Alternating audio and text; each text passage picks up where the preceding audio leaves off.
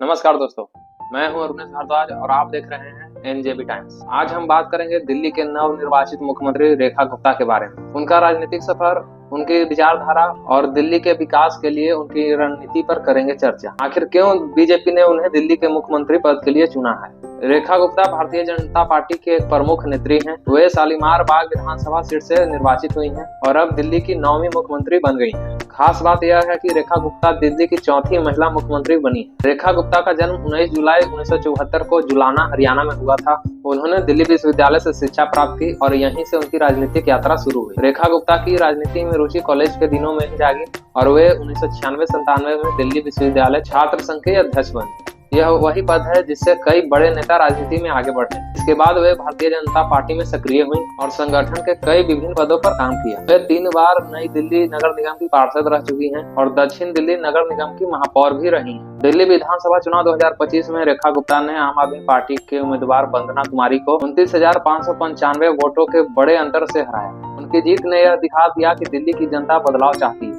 BJP को इस चुनाव में स्पष्ट बहुमत मिला और बीजेपी ने रेखा गुप्ता को मुख्यमंत्री पद के लिए चुना। उन्होंने नई दिल्ली की रामलीला मैदान में आज दोपहर 12 बजे मुख्यमंत्री पद की शपथ ली।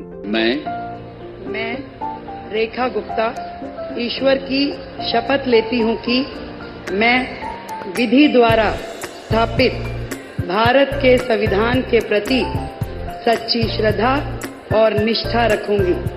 मैं भारत की प्रभुता और अखंडता अक्षुण्ण रखूंगी।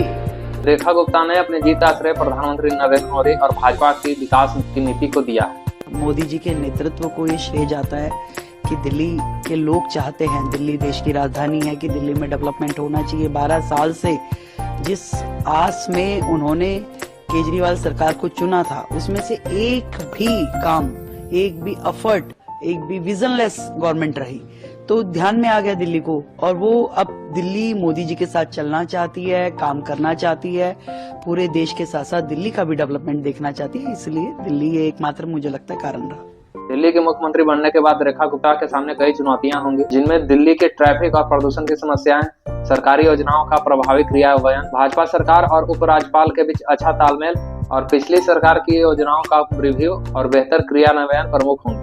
दिल्ली की जनता उनसे काफी उम्मीदें रख रही है, खासकर उन लोगों ने जो इस बार आम आदमी पार्टी को नकारते हुए भाजपा को चुना है। वहीं विपक्ष उनके अनुभव को लेकर सवाल उठा सकता है, लेकिन भाजपा का दावा है कि वे एक मजबूत नेतृत्व प्रदान करेंगे। रेखा गुप्ता के मुख्यमंत्री बनने से दिल्ली में एक नया राजनीतिक अध्याय शुरू हो चुका है। क्या वह जनता की उम्मीदें पर खरी उतरेंगे, ये तो आने वाला समय ही बताएगा। आपको क्या लगता है, क्या रेखा गुप्ता दिल्ली को एक नई दिशा दे पाएंगे? अपनी राय हमें कमेंट में जरूर बताइए और अगर वीडियो पसंद आया हो तो वीडियो को लाइक कीजिए, शेयर कीजिए और एनजेबी टाइम्स को सब्सक्राइब कीजिए। धन्यवाद।